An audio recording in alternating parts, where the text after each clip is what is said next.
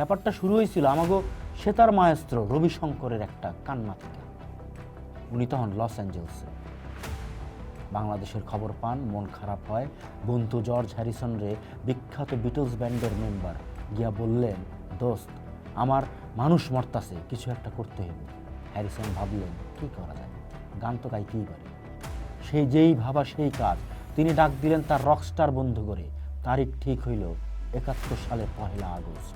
জায়গা নিউ ইয়র্কের বিখ্যাত মেডিসিন স্কয়ার গার্ডেন। লাইন আপটা আসিল মাথা নষ্ট করার মতো।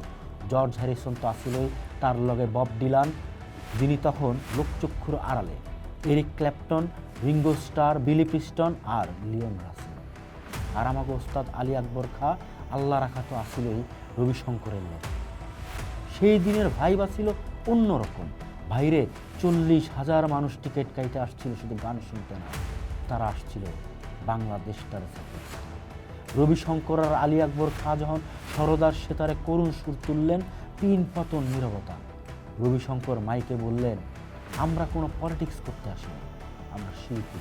আমরা শুধু চাই আমাগো সেই অসহায় মানুষগুলোর যন্ত্রণা আপনাগো কাছে পৌঁছাইতে।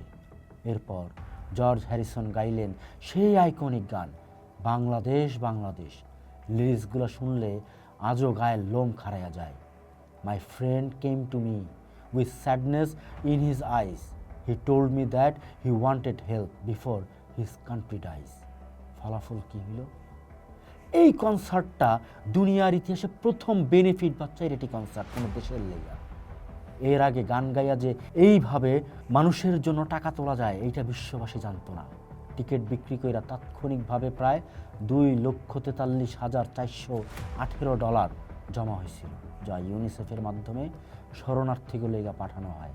কিন্তু টাকার চেয়ে বড় কথা ছিল, পরদিন সারা দুনিয়ায় সব বড় বড় পত্রিকার হেডলাইন হইল বাংলাদেশ। যে আমেরিকা সরকার হানাদারগো অস্ত্র দিতেছিল, সেই আমেরিকার সাধারণ জনগণ জানলো বাংলাদেশে গণহত্যা হইতেছে। এইটা ছিল একটা গেম চেঞ্জার।